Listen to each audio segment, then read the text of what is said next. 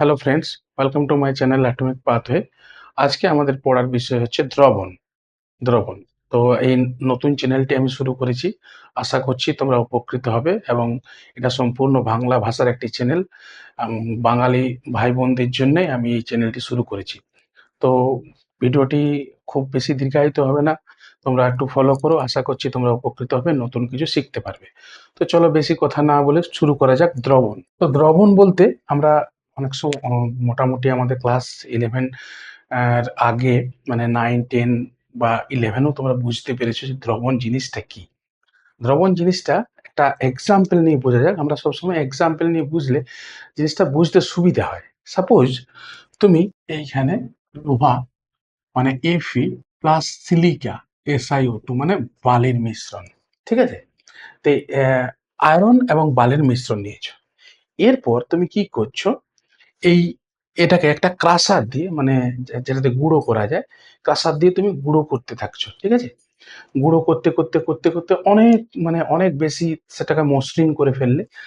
তারপর আমরা যদি বলি এটা কি দ্রবণ, এটা কিন্তু দ্রবণ নয়। দ্রবণের একটা বিশেষ বৈশিষ্ট্য আছে।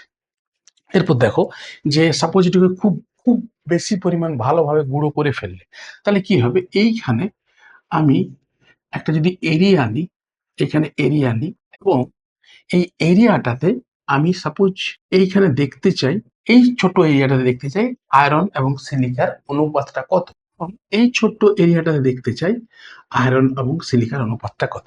এবং এই ছোট্ট এরিয়াটা হচ্ছে, এই এরিয়াটা হচ্ছে মলিকুলার লেভেল। মলিকুলার লেভেল মানে এরিয়ার হয়তো যে লেন্থটা থাকবে সেই লেন্থটা হবে 10⁻⁷ টু 10⁻8 সেন্টিমিটার।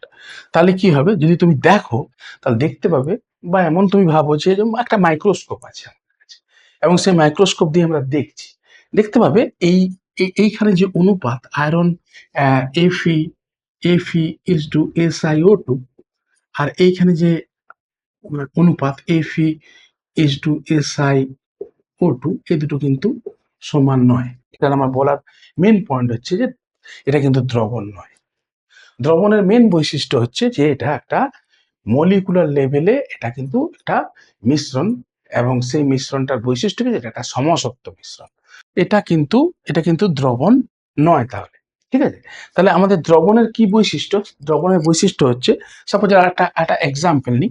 সাপোজ একটা এক্সাম্পল নিই, সেই এক্সাম্পলটা হচ্ছে সাপোজ যেখানে তুমি একটা দ্রবণ, তোমরা জানো অবশ্যই, এখানে আমরা কি করলাম, সুগার দিয়ে দিলাম, চিনি, সুগার এখানে দিয়ে দিলাম, ঠিক আছে? এরপর সেই মলিকুলার লেভেলটা আমরা দেখছি, ঠিক আছে, একই মলিকুলার লেভেলে।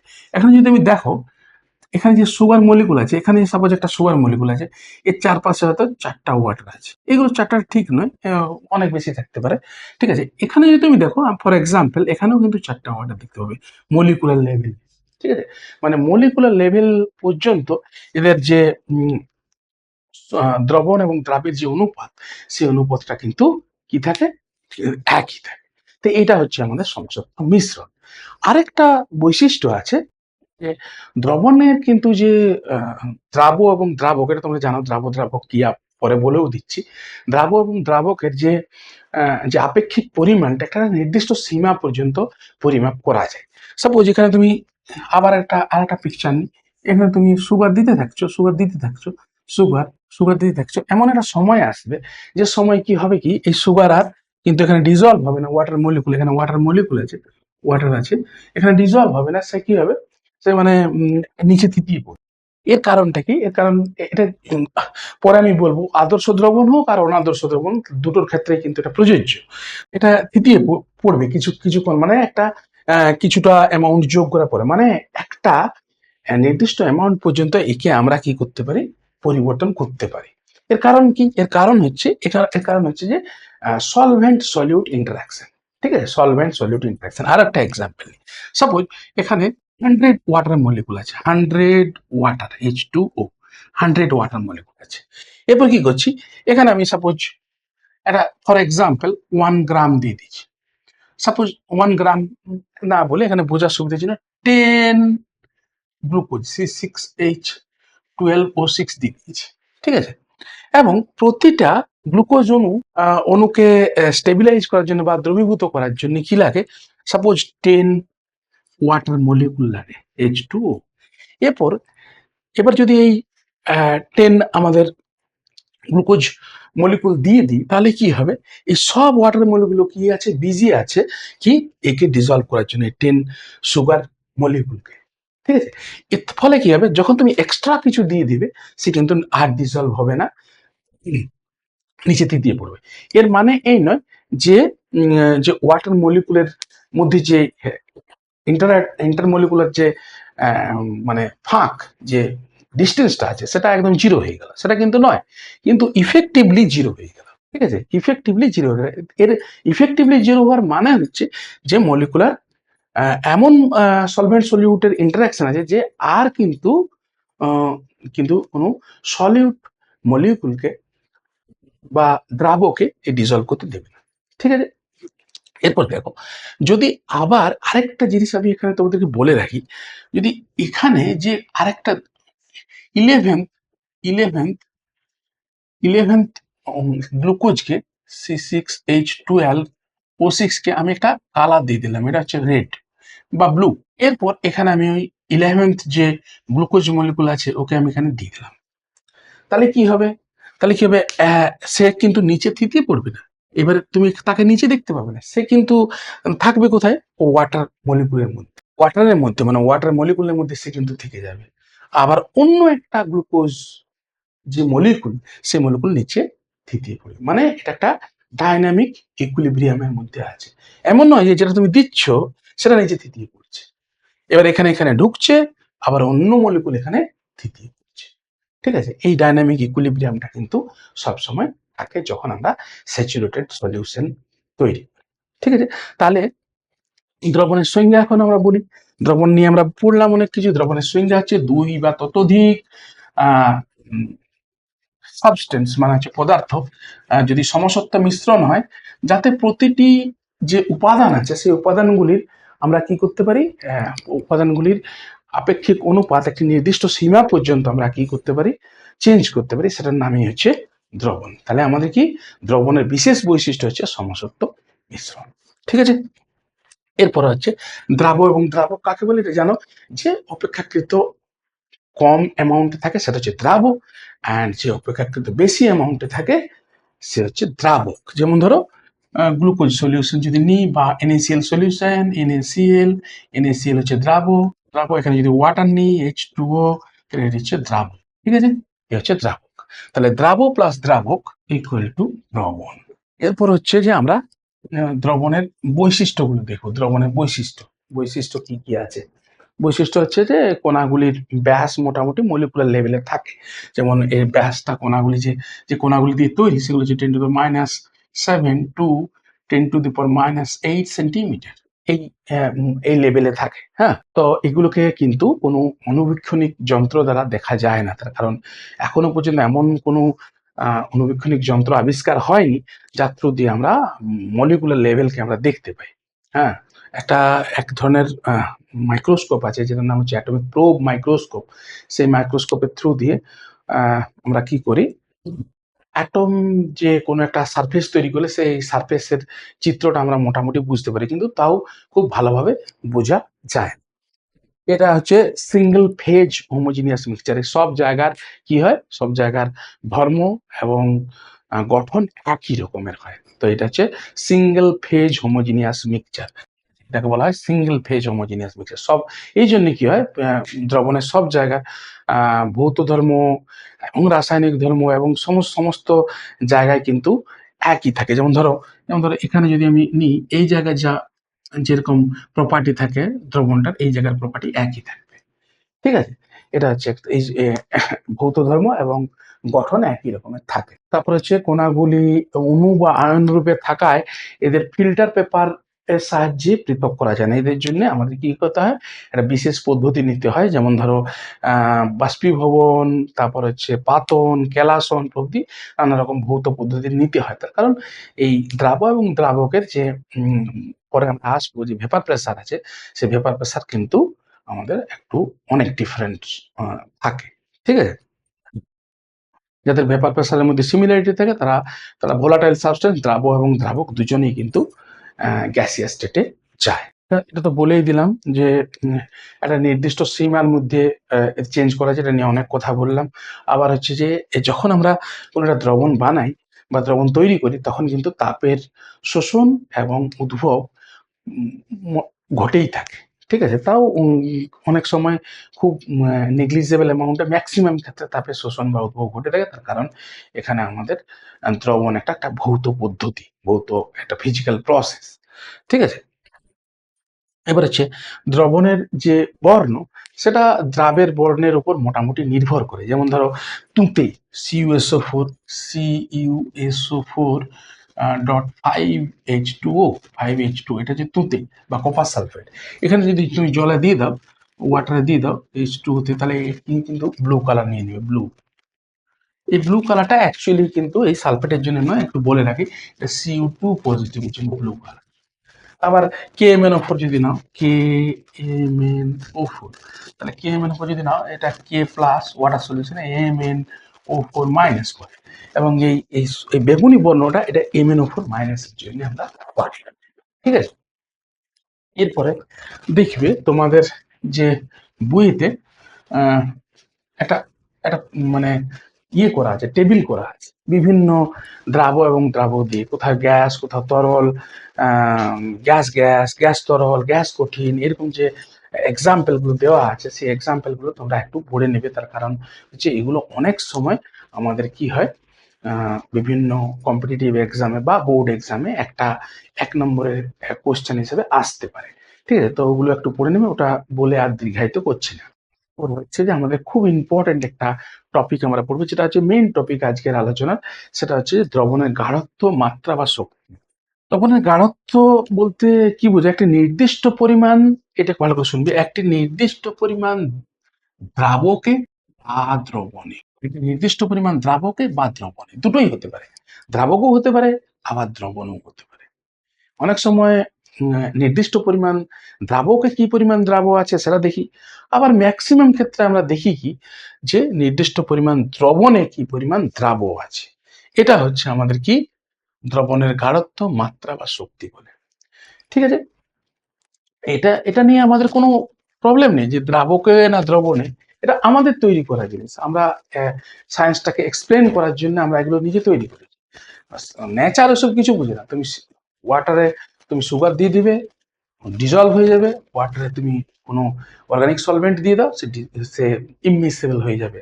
বা এমন হতে পারে যে অনেক অনেক সলিউট আছে, যেগুলো যেগুলো কি হয়, পার্সিয়ালি তোমার কি হয়, আংশিকভাবে সেটা দ্রবীভূত হয়। ঠিক আছে? তো এটা নিয়ে কোনো প্রবলেম নেই, এটা আমাদের নিজেদের সুবিধার জন্য আমরা করেছি। একটা কথা এখানে বলে নিই, এটা কিন্তু খুব ইম্পর্টেন্ট একটা কথা। এটা তোমার অনেক সময় নিউমারিক্যাল প্রবলেম করার সময় অনেক সময় কাজে লাগে। কিরকম? যে ধরো ঘনত্ব যদি বলি, ঘনত্ব ডি দিয়ে প্রকাশ করে ডেনসিটি। ডেনসিটি কি? A/V, মানে একক আয়তনের যে ভর, সেটাকে আমরা ডেনসিটি বলি। দ্রবণের ডেনসিটি কি? একক আয়তনের ভর। তার মধ্যে কিন্তু দ্রাব এবং দ্রাবক দুজনেই থাকে। ঠিক আছে? দ্রাব এবং দ্রাবকের ভর দুটোকেই কিন্তু কাউন্ট করতে হয় ডেনসিটির ক্ষেত্রে। অনেক সময় হয় গাঢ়ত্ব, মাত্রা বা শক্তি, এগুলো প্রায় ডেনসিটির সঙ্গে মিলে যায়, যে বেশি গাঢ় দ্রবণ মানে বেশি তার ডেনসিটি। তো সেটা সেটা এটার মধ্যে একটু ডিফারেন্স আছে। এই না একক আয়তনের যে ভর আছে, সেই ভরটাকেই বলা হয়, এর মধ্যে দ্রাব এবং দ্রাবক দুটোই থাকে। কিন্তু যদি তুমি শক্তি বা মাত্রা করো, এটা নির্দিষ্ট পরিমাণ দ্রবণে বা দ্রাবক কি পরিমাণ দ্রাব আছে, ঠিক আছে, এটা ডেনসিটির থেকে একটু আলাদা। ঠিক আছে? এরপর আমরা করব যে গাঢ়ত্ব যে প্রকাশ করব, গাঢ়ত্ব আমাদের যে সায়েন্স যেভাবে এগিয়েছে, সেটা হচ্ছে যে তোমাকে শুধুমাত্র কোয়ালিটেটিভ আইডিয়া দিলে হবে না, কোয়ান্টিটিভ আইডিয়া মানে কত আছে, অ্যাকচুয়ালি অ্যামাউন্টটা কত আছে, সেটাকে আমাকে বোঝানোর জন্য কি হয়, বিভিন্ন বিভিন্ন এককে বা বিভিন্ন পদ্ধতিতে আমরা কি করি, দ্রবণের গাঢ়ত্বকে প্রকাশ করি। ঠিক আছে? তো সেখানে প্রথম আমাদের আছে, তোমাদের বইয়েতেও আছে, সেটা হচ্ছে শতকরা মাত্রা। শতকরা মাত্রার আমাদের 3 রকম, আমাদের কি আছে, শতকরা শতকরা মাত্রার আমাদের 3 রকম আমাদের পদ্ধতি আছে, বা 3 রকম ভাবে আমরা শতকরা মাত্রাকে প্রকাশ করতে পারি। কিরকম? সেটা হচ্ছে W/W, weight by weight. Weight by ওয়েটে আমরা কি বলতে পারি? ওয়েট বাই ওয়েট হচ্ছে দ্রাবের ওজন ডিভাইডেড বাই দ্রবণের ওজন ইন্টু 100। ঠিক আছে, মানে 100 গ্রাম 100 গ্রাম একশো গ্রাম দ্রবণে কত গ্রাম দ্রবীভূত আছে। 100 গ্রাম দ্রবণে কত গ্রাম দ্রবীভূত আছে। এরপর দেখো এটা example, suppose 10% W/W H2O2 solution. এটার মিনিং হচ্ছে 100 গ্রাম 100 গ্রাম দ্রবণে 10 গ্রাম বিশুদ্ধ H2O2 দ্রবীভূত আছে। আমি মনে হয় এটা তোমাদেরকে ভালোভাবে বোঝাতে পারলাম। এটা খুব ইম্পর্টেন্ট, এটা জানা দরকার। ঠিক আছে, তোমরা যদি জাস্ট এই দ্রবণের গাঢ়ত্ব, মাত্রা বা শক্তির যদি শুধুমাত্র ডেফিনেশন গুলো জানো, তাহলে তোমরা যে কোনো নিউমারিক্যাল করতে সক্ষম হবে আমি আশা করি। অনেক যে কনভার্সনের যে অনেক ছোট ছোট ফর্মুলা থাকে, সেই ফর্মুলাগুলো মনে না রাখলেও চলবে। তার কারণ হচ্ছে দেখো, ফিজিক্স, কেমিস্ট্রি, ম্যাথ, বায়োলজি, এই চারটা জিনিসের যে প্রচুর যে থিওরি আছে, প্রচুর যে ফর্মুলা আছে, সেগুলোকে যত কনসাইজ করা যায় ততই ভালো। তার কারণ এত জিনিস মনে রাখা সম্ভব নয়। কেউ যদি মনে রাখতে পারো, নো প্রবলেম। কেউ যদি এক্সট্রা অর্ডিনারি করতে পারো, কোনো প্রবলেম নেই। কিন্তু আমি রেকমেন্ড করব যে এগুলোকে জাস্ট ডেফিনেশনটা মনে রাখলেই তোমরা কিন্তু যে কোনো মানে নিউমারিক্যাল করতে কোনো অসুবিধা হবে না। সেটা আমরা নিউমারিক্যাল প্রবলেমই দেখি। ঠিক আছে, হ্যাঁ। আরেকটা জিনিস বলা হলো না, যে এই যে W/W মানে পদ্ধতিতে যে শতকরা মাত্রাটা বলা হচ্ছে এখানে, এটা কিন্তু উষ্ণতা নিরপেক্ষতা। কারণ ওজন উষ্ণতার সঙ্গে কোনো চেঞ্জ হয় না, উষ্ণতা আর সঙ্গে ওজনের কোনো পরিবর্তন হয় না। এরপর হচ্ছে V/V, volume by volume. V/V মানে 100 ml দ্রবণে কত ml দ্রাবক আছে। মানে সেই একই রকম ভাবে V/V হচ্ছে দ্রাবের আয়তন ডিভাইডেড বাই দ্রবণের আয়তন ইন্টু 100। এটা হচ্ছে আমাদের V/V ইউনিটে। তাহলে এটাকে আমরা যদি একটুকু একটু এটাকে আর একটু এক্সপ্লেন করি, তাহলে তুমি বুঝতে পারবে অ্যাকচুয়ালি জিনিসটা কি। জিনিসটা কিন্তু অ্যাকচুয়ালি W/W এর থেকে এক ডিফারেন্স আছে এর। এখানে তুমি একটা মেজারিং সিলিন্ডার নিয়ে, তোমরা প্র্যাকটিক্যাল করো সবাই আশা করি। মেজারিং সিলিন্ডার তোমরা সবাই দেখেছো। এটা 100 ml এর একটা মেজারিং সিলিন্ডার, 100 ml। ঠিক আছে, এবার কি করছো, এখানে সাপোজ তুমি, আমি বলছি কি যে 30% V/V H2O2 সলিউশন, ঠিক আছে, H2O2 দ্রবণ। তাহলে কি হলো, এখানে সাপোজ তুমি 30 ml H2O2 নিয়ে নিয়েছো, 30 ml। ঠিক আছে, এরপর তুমি এইখানে ওয়াটার দিচ্ছ। ঠিক আছে, এবার ওয়াটার দেওয়ার পর তোমার করতে হবে কি 100 ml, 100 ml ওয়াটার দেওয়ার পরে 100 ml, 100 তো এইখানে কি হয়, দ্রবণের আয়তনটা কিন্তু তোমাকে 100 ml করতে হবে। দ্রবণের আয়তনটা করতে হবে 100 ml, আর দ্রাবের আয়তনটা হবে 30 ml। এর মানে এই নয়, আমার এখানে মেন পয়েন্ট, যে এখানে তোমাকে 70 ml তোমাকে কি দিতে হবে, তোমার ওয়াটার দিতে হবে। এটা ম্যাক্সিমাম ক্ষেত্রে 70 ml হয় না, কোন সময় 69, কোন সময় 71। কি হয়, তার কারণ H2O2 অ্যান্ড ওয়াটারের ইন্টারাকশনের জন্য। আদর্শ এবং অনাদর্শ দ্রবণ যখন পড়বো তখন আমরা বুঝতে পারবো। এটা কিন্তু উষ্ণতার উপর ডিপেন্ড করে, তার কারণ দ্রবণের আয়তন, দ্রাবের আয়তন, এগুলো সব উষ্ণতার উপর নির্ভরশীল। ফলে কি হয়, এগুলো কিন্তু উষ্ণতাটাকে ফিক্সড রেখে করতে হয়। নেক্সট হচ্ছে W/V।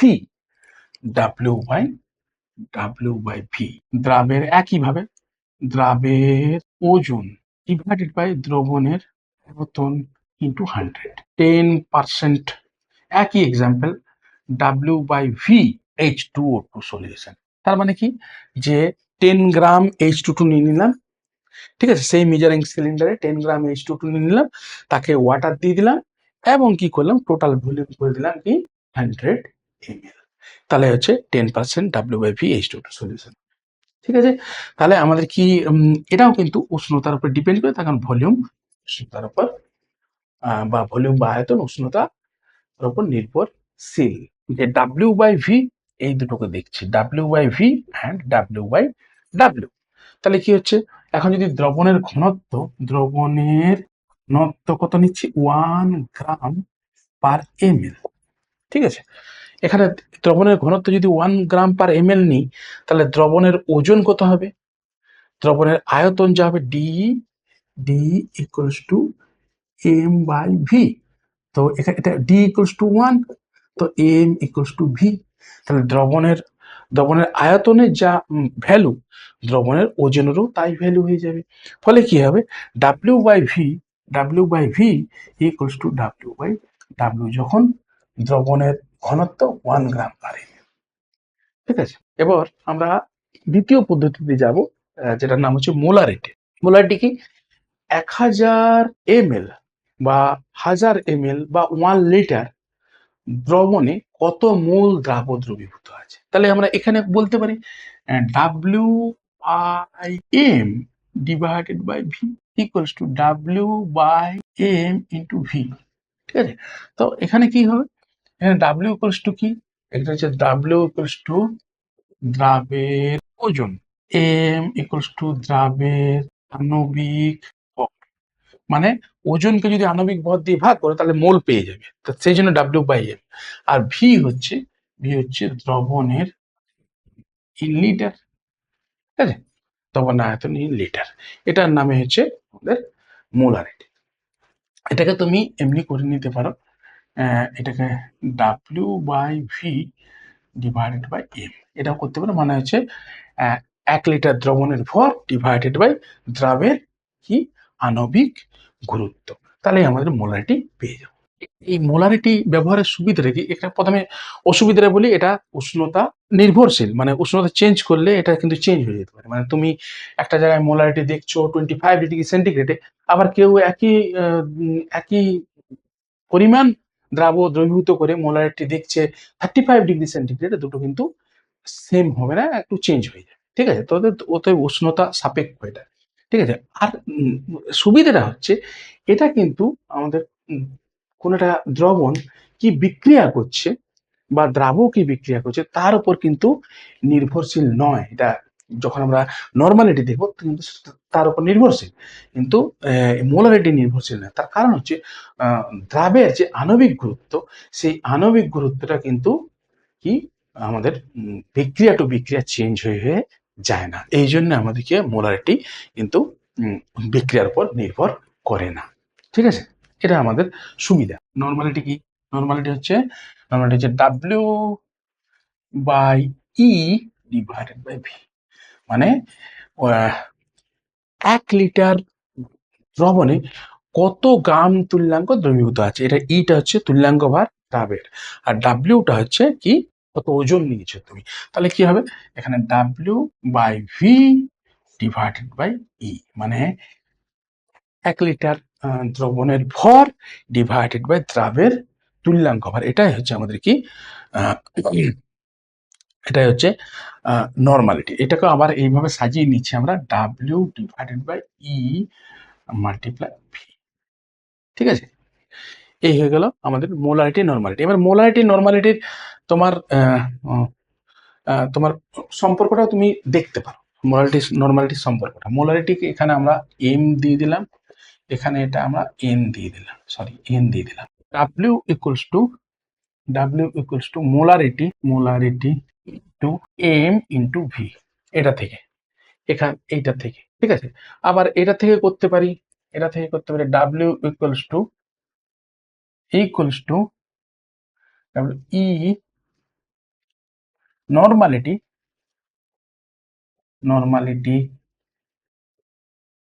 Into e into v. এরপর কি হলো, ভি ভি কেটে দাও, normality equals to m divided by e into molarity. ঠিক আছে, এই এম বাই ই এটা কি, এটাকে এক্স বলতে পারো, equals to x into molarity. ঠিক আছে, এই এক্সটা বিভিন্ন পদার্থের ক্ষেত্রে বিভিন্ন হয়। যদি কোনো কোনো সাপোজ কোনো মেটালকে দাও, তাহলে তাহলে কি হবে, তার যোজ্যতা হয়ে যাবে, তার ব্যালেন্সই হয়ে যাবে। কোনো যদি কোনো অণুকে দাও, তো সে কিরকম বিক্রিয়া করছে তার উপর নির্ভর করে। যেমন ধরো যদি কোনো অ্যাসিডকে দাও, সেই অ্যাসিডের ক্ষেত্রে তার ক্ষারগ্রাহিতা হবে। যদি কোনো ক্ষারকে দাও, তার অম্লগ্রাহিতা হবে। আবার যদি কোনো লবণকে দাও, সাপোজ Na2CO3, তাহলে কি হবে, ক্যাটায়ন বা অ্যানায়নের মোট যোজ্যতা। সোডিয়ামের কত যোজ্যতা হচ্ছে 1 Na, সোডিয়াম 1, আর মোট যোজ্যতা কটা সোডিয়াম আছে, 2, তাহলে মোট যোজ্যতা ইন্টু 2 ইকুয়ালস টু 2। মানে এখানে x ইকুয়ালস টু, ঠিক আছে, এখানে x ইকুয়ালস টু 2 হবে। যেমন ধরো একটা এক্সাম্পল ধরি, একটা এক্সাম্পল দিলে বুঝতে পারি। সাপোজ 98 গ্রাম H2SO4 কে তুমি দ্রবীভূত করেছো 1 লিটার ওয়াটারে, ঠিক আছে, 1 লিটার ওয়াটার। তাহলে এর মোলারিটি কত, এর মোলারিটি কত, 98 ডিভাইডেড বাই, এটা ওয়েট ওর, তার ডিভাইডেড বাই 98, মানে ওয়েট ডিভাইডেড বাই তার কি আণবিক গুরুত্ব। H2SO4 এর আণবিক গুরুত্ব হচ্ছে 98, হ্যাঁ, ইন ইন 1 লিটার। তাহলে এটাই হচ্ছে আমাদের মোলারিটি। তাহলে কি হবে, এটা 1 a। কিন্তু যদি নর্মালিটি করো তাহলে কি হবে, এর এর ক্ষারগ্রাহিতা কত H2SO4 এর, সেটা হচ্ছে 2। তাহলে নর্মালিটি কত হবে, নর্মালিটি এখানে যদি করো তাহলে হচ্ছে 2 মাল্টিপ্লাই মোলারিটি। মোলারিটি কত, মোলারিটি হচ্ছে এখানে 1, মানে হচ্ছে 2 নর্মাল, 2 নর্মাল। এরপর আমরা করবো কি, সেটা হচ্ছে যে একটু যে ক্লাস 11-এ যেগুলো পড়েছিলাম সেগুলোকে একটু সামান্য ঝালিয়ে নেব, সুবিধা হবে। সাপোজ M1, এটা হচ্ছে নর্মালিটি সমীকরণ বলে, সরি মোলারিটি সমীকরণ, নর্মালিটি সমীকরণও আছে। M1 V1 equals to M2 V, ঠিক আছে। M1 কি, দ্রবণের প্রাথমিক মোলারিটি। V1 হচ্ছে দ্রবণের প্রাথমিক আয়তন। M2 হচ্ছে দ্রবণের অন্তিম অন্তিম মোলারিটি। E2 হচ্ছে দ্রবণের অন্তিম আয়তন। একটা এক্সাম্পল নিন, তাহলে বুঝতে পারবে। সাপোজ তুমি আয়তন হচ্ছে 10 লিটার, এর মোলারিটি হচ্ছে 2, আর এখানে তুমি করেছো ওটাকে ওয়াটার অ্যাড করে দিয়েছো সাপোজ 50 লিটার, তাহলে M2 করো। এইভাবে তুমি করতে পারো। তাহলে হচ্ছে 10 into 2 equals to 50, 50 into M2, তাহলে কি হবে, 10 divided by 2, 10 into 2 divided by 50 হচ্ছে 5, মানে হচ্ছে 0.4 এম। মানে আপনার ডাইলুশন, মানে হচ্ছে লঘুকরণের পর ও মোলারিটি কমে গেছে। হবেই, তার কারণ হচ্ছে যে তুমি 10 লিটার থেকে একদম 50 লিটার করে দিয়েছো, কিন্তু মোল নাম্বার একই আছে, ঠিক আছে। তো এটা হচ্ছে মোলারিটির সমীকরণ। বা এটাকে এরকম করতে পারো, আরেকটা সমীকরণ আছে কিরকম, যে M1 V1 plus M2 V2 equals to M multiply V1 plus V। দেখো এটাকে একটু এক্সপ্লেন করি। M1 হচ্ছে কোনো একটা পদার্থ, তার মোলারিটি, দ্রবণে আসার পর তার মোলারিটি। V1 তার আয়তন। M2 কি, ওই একই পদার্থের মোলারিটি। V2 কি, ওই একই পদার্থের আয়তন। এবারে দুটোকে মিক্স করছি, টোটাল আয়তন কত হয়েছে, V1 প্লাস V2, আর টোটাল অন্তিম যে কি হবে, অন্তিম যে মোলারিটি হবে সেটা হচ্ছে। অনেক সময় নিউমারিক্যাল করার সময় অনেক সময় এটাকে ইউজ করতে হয়। আর একটা সমীকরণ আছে, এই ক্লাস 11-এ পড়েছো, XA plus YB equals to PC plus QD, ঠিক আছে। তো XA plus YB equals to PC plus QD, ওটা রিয়াকশন করেছে, ঠিক আছে। রিয়াকশন করার পর মোলারিটির সমীকরণ হবে M1 V1 divided by X1 equals to M2 V2 divided by X1 নয়, ডিভাইডেড বাই Y। এটা কি, এ একটা সাবস্টেন্স যার আয়তন হচ্ছে V1, যার মোলারিটি হচ্ছে M1, আর এক্সটাকে স্টয়সিওমেট্রি বলে, ঠিক আছে, এক্স। আর এটা হচ্ছে বি একটা সাবস্টেন্স যার মোলারিটি হচ্ছে M2, আয়তন হচ্ছে V2 এবং Y তার স্টয়সিওমেট্রি। এই তিনটে হচ্ছে আমাদের মোলারিটি সমীকরণ। একই রকম ভাবে নর্মালিটি সমীকরণ কি, একই রকম ভাবে নর্মালিটি সমীকরণ করতে পারি। N1 V1 equals to N2 V, একই রকম, এইগুলো একই থাকবে। V1S1 দিচ্ছি এখানে ইকুয়ালস টু V2S2। ঠিক আছে, এখানে V1 কি, V1 আয়তনে সাপোজ এ একটা সাবস্টেন্স যার নর্মালিটি হচ্ছে S1, ঠিক আছে, এর আয়তন হচ্ছে V1, ঠিক আছে, একে এর সঙ্গে সম্পূর্ণরূপে বিক্রিয়া করেছে V2 আয়তনের কোন একটা অপর একটা সাবস্টেন্স সাপোজ বি, যার নর্মালিটি হচ্ছে S2। তার কারণ হচ্ছে, এটা হওয়ার কারণ হচ্ছে যে আমাদের পদার্থগুলি সবসময় বিক্রিয়া করে তুল্যাঙ্ক ভারের অনুপাতে। ঠিক আছে, তো এই হলো আমাদের ক্লাস 11-এর একটু টপিক, যেগুলো আমরা আমাদের জানা প্রয়োজন। মোলারিটি মানে হচ্ছে যে 1000 গ্রাম বা 1 কেজি দ্রাবকে কত মোল দ্রাব দ্রবীভূত হয়েছে। এখানে কিন্তু দ্রাবকে, এটা কিন্তু দ্রবণে নয়, এটা মনে রাখবে। কিন্তু এটা কিন্তু প্রথমে আমাদের মাত্রার সংজ্ঞাতে আমরা দিয়েছিলাম যে দ্রবণে বা দ্রাবকে। এখানে কিন্তু কি হবে, এখানে হচ্ছে দ্রাবকে, 1000 গ্রাম দ্রাবকে কত মোল দ্রাব দ্রবীভূত মোল। সাপোজ একটা দ্রবণ আছে, এখানে দ্রবণের তোমার দ্রাব আছে N2 মোল, দ্রাবক আছে N1 মোল। তাহলে দ্রাবকের মোল ভগ্নাংশ হবে x1 হবে কি হবে, N1 divided by N1 plus N2। Total mole number কত, দ্রাব প্লাস দ্রাবক N1 plus N2, total mole number কত N1 প্লাস N2। ঠিক আছে, তাহলে দ্রাবকের মোল ভগ্নাংশটাকে x1 যদি দিই, তাহলে N1 divided by N1 plus N2। দ্রাবের কত হবে, দ্রাবের হবে N2 divided by N1 plus N। ঠিক আছে, তা দেখো এই কথাটা হচ্ছে মোল ভগ্নাংশ, এগুলো কিন্তু ভগ্নাংশ, এগুলো সব সময় একের থেকে কম হবে। এবং এই x1 প্লাস x2 যদি তুমি একসঙ্গে অ্যাড করো, x1 plus x2 equals to N1 divided by N1 plus N2 plus N2 divided by N1 plus N equals to 1। Mole ভগ্নাংশগুলির যোগফল সবসময় কিন্তু 1 হবে। এটা অনেক সময় কাজে লাগবে। সাপোজ x2 বের করতে গেলে তাহলে 1 মাইনাস x1, এটা করতে পারি। এরপরে আমাদের ppm হচ্ছে parts per million, ppm parts per million, ppm unit মানে হচ্ছে যে যখন তোমার অনেক সময় হয় কি, যে কোনো একটা মানে দ্রবণে অনেক সময় যেগুলো হেভি মেটাল থাকে, ধরো জলের মধ্যে, সেই জলের মধ্যে হেভি মেটালগুলো কিন্তু যে মানে অ্যামাউন্ট সেটা অত্যন্তই কম থাকে। ঠিক আছে, ফলে আমাদের নর্মাল পদ্ধতি যদি আমরা ওটাকে মানে বলি, তাহলে কিন্তু একটা এমন নাম্বার আসবে যেগুলোকে বলা বা আইডিয়া করা খুব কঠিন।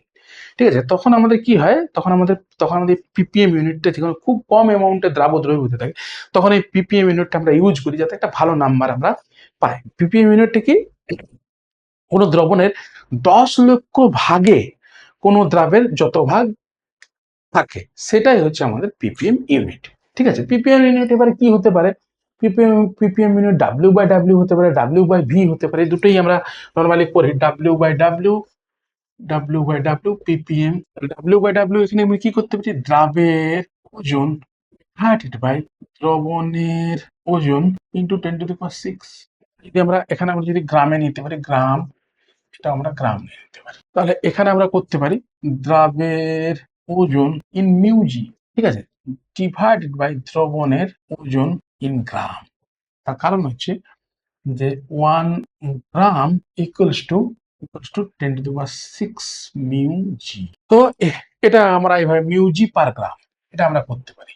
ঠিক আছে, এইভাবে আমরা ইউনিটটাকে আমরা অনেক সময় লিখে দিই, সেটা হচ্ছে ppm ইন W/W, মিউজি পার গ্রাম। এটা কিন্তু খুব কাজে লাগবে, মনে রাখবে, মিউজি পার গ্রাম মানে হচ্ছে ppm ইন W/W। ঠিক আছে, এখানে ppm ইন W/V সেটা একটু আরো ইন্টারেস্টিং। কিরকম দেখো, ppm W/V মানে হচ্ছে দ্রাবের ওজন ইন গ্রাম ডিভাইডেড বাই দ্রবণের আয়তন ইন ml ইন্টু 10⁶। একটু চেঞ্জ করছি, দেখো, দ্রাবের ওজন ইন্টু 10 ইন গ্রাম, এখানে করে দিচ্ছি in gram, into 10⁻³ divided by দ্রবণের আয়তন ইন ml ডিভাইডেড বাই 10⁻³ দেখো এটা সরি 10⁻³ হবে, এটা 10⁻³ তাহলে দেখো এটাকে যদি তুমি একটু রিঅ্যারেঞ্জ করো তাহলে তুমি এটাই পেয়ে যাবে 10⁻6। কিন্তু এটাতে হলো কি, এখানে আমি গ্রামকে 10⁻³ দিয়ে মাল্টিপ্লাই করলে আমাদের কি পাবে, দ্রাবের ওজন ইন mg ডিভাইড বাই এটাকে 10⁻³ মানে 1000 দিয়ে ml কে যদি ডিভাইড করো তাহলে কি হবে, দ্রবণের আয়তন লিটার মানে mg পার লিটার, সেটা হচ্ছে ppm ইনটু w/v। w/v যদি mg পার লিটার দেওয়া হয় সেটা হচ্ছে ppm, মানে 10 ppm সলিউশন মানে হচ্ছে 10 mg per litre, 10 mg per litre, 1 লিটারের মধ্যে 10 mg আছে। এটাকে আমরা আরেকটু যদি চেঞ্জ করি, দ্রাবের ওজন in mg into 10⁻³ divided by দ্রাবের আয়তন ইন লিটার ইন্টু 10⁻³। 10⁻³ কেটে গেল, তাহলে আমাদের কি হয়ে গেল, একই ভ্যালুটা একই রইল। তাহলে আমাদের কি হবে, এখানে দ্রাবের ওজন mg থেকে 10⁻³ দিয়ে মাল্টিপ্লাই করে দিলে মিউজি হবে, দ্রাবের ওজন মিউজিতে ডিভাইডেড বাই দ্রবণের আয়তন, এটা হচ্ছে ml। তাহলে লিটারকে যদি 10⁻³ দিয়ে মাল্টিপ্লাই করো তাহলে ml হয়ে যাবে। তাহলে মিউজি পার ml এটা হচ্ছে ppm, ঠিক আছে। তাহলে ppm 10 ppm যদি w/v হয় তার মানে হচ্ছে 1 ml এ 10 মিউজি দ্রবীভূত আছে। এই হলো আমাদের আজকের আলোচনা। আশা করছি ভিডিওটি থেকে তোমরা উপকৃত হবে। যদি ভালো লাগে অবশ্যই সাবস্ক্রাইব করো, নতুন চ্যানেলকে একবার বিশ্বাস করে দেখো, আশা করছি তোমরা উপকৃত হবে।